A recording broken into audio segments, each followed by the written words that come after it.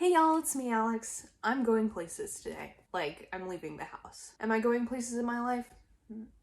Anyway, that means I would like to put makeup on my face, so I figured why not do that on camera? Having a pretty casual day, like I'm going to Michael's. Not even because I particularly need anything, I just think it's a nice place to be sometimes. I'm feeling kind of like a spooky, grungy sort of look today because I'm like wearing my Friday the 13th t-shirt, which I'm not going to be able to show you the part that actually says Friday the 13th without like either flashing you or like getting up entirely. Neither things I wish to do. I'm very lazy today. I don't want to get up. But I also have this Ouija palette from Spoiled Lips Cosmetics that I feel like, you know, could maybe get us a cute little like grungy look today. So yeah, I'm not like 100% sure what I want to do. I think maybe grungy, a little bit of a cut crease type situation maybe. We shall see. We shall see. Okay. This means I need to find my eyeshadow primer that I previously knew where it was. Cool. NYX HD eyeshadow primer, the literal greatest. Yeah, I don't know how much I'm like gonna talk during this. Perhaps this might be a little bit more like tutorial-y than get ready with me-ish, but I don't know what it's gonna be, so I'm gonna just claim it as both. Okay, so I think I'm just gonna go for it. I have this brush from the Beetlejuice collection. Again, we're continuing with the spooky theme. I do have a couple of the Beetlejuice palettes here. I have my Scream palette, my Nightmare on Elm Street palette, but I think the colors that I want to go in with are from the Ouija board palette. So I'm gonna take this dark red here because, again, you won't really be able to see it well on my shirt, but this shirt is like black and white and red. So I'm going to go with the red part and just kind of go from there. So I'm just gonna go in with this burgundy, get it all nice on this brush.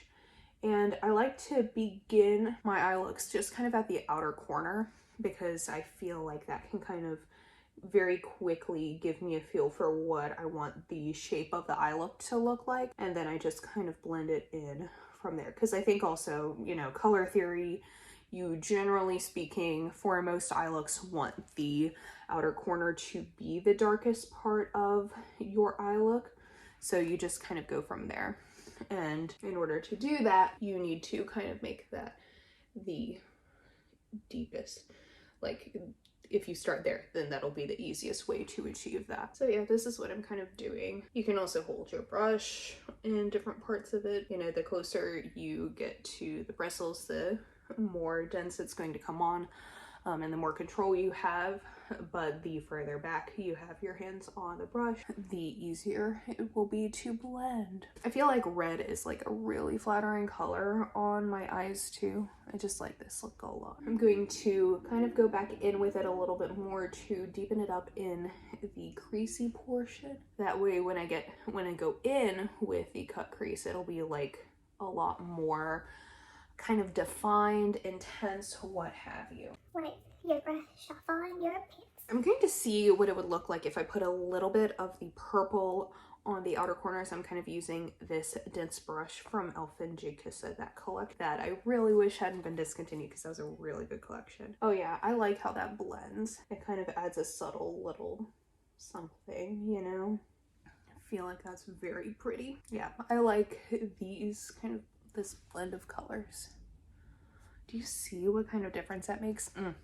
Beautiful. Okay, now it's time for some glitter primer because I really want to use this fun and funky little duochrome right here as my like cut creasy type shades. I'm going to use my NYX glitter glue, glitter primer, or whatever. I can't find the e.l.f. one anywhere anymore, which is really sad for me because it was like half this price. I think e.l.f. has just kind of like expanded, which is like good for them, but that means they're taking away some of my favorites and I'm not quite here for them. So I'm going to use it on this Melt Beetlejuice brush, a nice little flat one, because I feel like you can get some good shaping and detailing in this. I generally know where I want the cut crease on my eyes to land, so I just kind of go with my gut about it now. If you've never done a cut crease before and you want to know a good way of like figuring out where it needs to go, you put the glitter primer or whatever you're using just like down on your lash line and just like look up. But I've done that enough over the years that I know where I want it to go now, so it's not, you know, like the same thing anymore. And then I'm just going to go in with that duochrome up top. using the Elf & Jake Kissa J1 brush. Pop that on there. I feel like this is just such a beautiful shade. Like, look at that. That is just such a lovely color. Like, I'd buy this palette again simply for that shade alone, which is not like an economical or intelligent choice. It's really pretty. So this is like so textury too. Like, just look at that. Oh. What was that ungodly noise, Alex? I don't know. Then I'm just gonna use a little bit more of that purple in the outer corner to make sure that it's not like a super harsh line between the shimmer and the matte. Yeah, and that's like really easy to do. Okay, so now I'm gonna just kind of do what I did in like my crease and outer corner along my lower lash line. I feel like you could put more colors in this, but I just want this to be very nice and cohesive. So we're going back in with Burgundy with this sort of brush that's like flat on the side but like fluffy. I feel like that works really well for my eye shape, because I don't like doing a whole lot of like foundation or concealer on my face. I just like covering up my under eye bags with color. Why would I use concealer when I could just put color there? You know, like, I feel like this is so much more fun and more dramatic. And then I'm going to go back in with the purple, just a little bit like closer to my lash line. That way it just matches what I'm doing up top. Oh man, that's the look. I love this. I feel like this looks so good. I love purple and burgundy on myself. I was gonna like do some liner with this, but I honestly think that I actually really like how this looks without the liner. Okay, now I'm trying to figure out what I want to do for like my inner corner, because this comes with like a very icy white highlight, which I think can look nice, but I'm not sure if it's what I want for this. But do I want to go into the effort of like pulling out other things? No. Okay. How did you pick that color, Alex? Sheer laziness. Okay, so I'm gonna go in with that white and just see what happens. Okay, yeah, that's good. It's like icy, but it's not too much. And I think it's like a little bit purpley too, so it does kind of work with what we've going on there. Would it be cute if I also did that as my brow bone highlight? I think it could be. Yes, that is cute. So cute.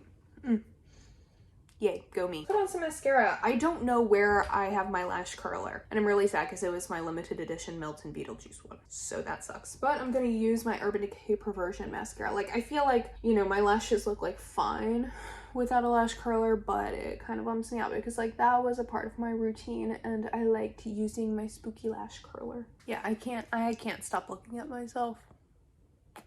Beautiful. So let's do face stuff. I don't change my face routine like ever. I might do a different blush occasionally, but I'm going to use my NYX Bear With Me Tinted Skin Veil. This looks awful. It has a gel liner that was just like exploded all over it. But I have to use this and not my lip bar one because my lip bar one is a little too dark for me right now. Haven't gone outside as much as I would like to.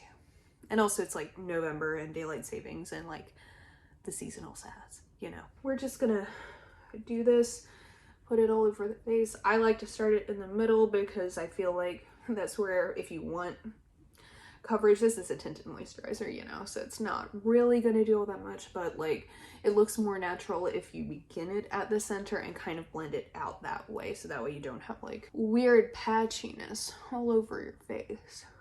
I'm also just very aggressive with this product, just like, you know, just punch yourself in the face with it, it's fine. So for my actual like contour blush highlight and all that, I'm gonna be using the Noon palette from Midas Cosmetics. If you haven't been to my channel before, this is literally like the only face thing I've been using basically all year. I can't stop because I feel like these colors are kind of perfect for my like tones, my skin. You can see I'm forming a little bit of pan in that highlight. It's super exciting. I really like this because it is so like flattering to my skin tone that it works with like every look that I want to do otherwise. I'm not one for like really funky blush or highlight. I like having that relatively neutral because I feel like unless it's like kind of pink, maybe a hint of purple, it doesn't like super flatter my skin tone all that much, so I'd rather just like go with some funky colorful things like on my eyes and lips. I feel like that's a little bit easier for me to do. It's really good. It goes with everything. I don't have to expend any brain cells to use it. The only thing that I've really had as a bit of a learning curve is that these products are very pigmented, which I think is actually really good. I'm just really not used to using pigmented face products, specifically like the contour and the bronzer. I think that that's just kind of like the nature of how that sort of thing goes. I was going to have to learn how to use like a pigmented bronzer or something eventually. So I just kind of like contouring my cheekbones a little bit, just so that way there's a little bit of shape to my face. And then I do my bronzer, which is the most pigmented thing out of here. But I just have to blend it a lot more, and I don't have to dig into it like I do other bronzers, you know? And I like to put a little bit in my hairline so it looks like I go outside occasionally. And then a little bit also like across my nose. Again, just like that's where the sun would kind of hit my face naturally if it were to ever hit my face. So then I like to do a highlight before I do my blush, because I feel like the placement of blush kind of like, if you end up accidentally putting on a little bit too much highlight, or if you know you're worried about it becoming like a streak on your face, doing highlight first and then kind of just taking a big old blush brush with a more neutral blush like the one that comes in this palette that I feel like, again, it just works really well for my skin tone. I feel like that kind of evens everything out and just adds like a natural flush and kind of like blends everything together and makes it work really well. So let's just use that blush and you'll see what I kind of mean. And I use a little bit like on my nose. Like, I'm not one to do the whole like e-girl sunburnt type blush. I feel like that doesn't work super well for my skin tone because I have a lot of redness right here. But I feel like something like this, where I just kind of blend everything together, that looks nice and natural on my skin.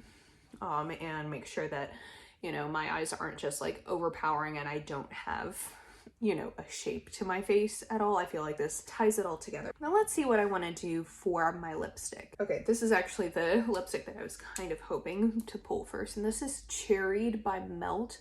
I feel like that would go with the kind of burgundy purpley tones in my eyes, so I'm just gonna use that. Oh yeah, good choice, Alex. And I got a weirdly, like, I actually managed to make the line on my top lip look really good, which I'm never able to do. But I do have to say, I really love Melt's like bullet lipstick formula. I'm one of those people who is still stuck in like 2014 and still loves liquid lipsticks, just because I like using a lot of bold colors, and a lot of bullet lipsticks, I feel like in order to make sure that they don't bleed, you have to like do lip liner or like a bunch of extra steps in order to do any sort of interesting color. But Melt's bullet lipsticks don't do that. Like, they're very matte, so they're very dry.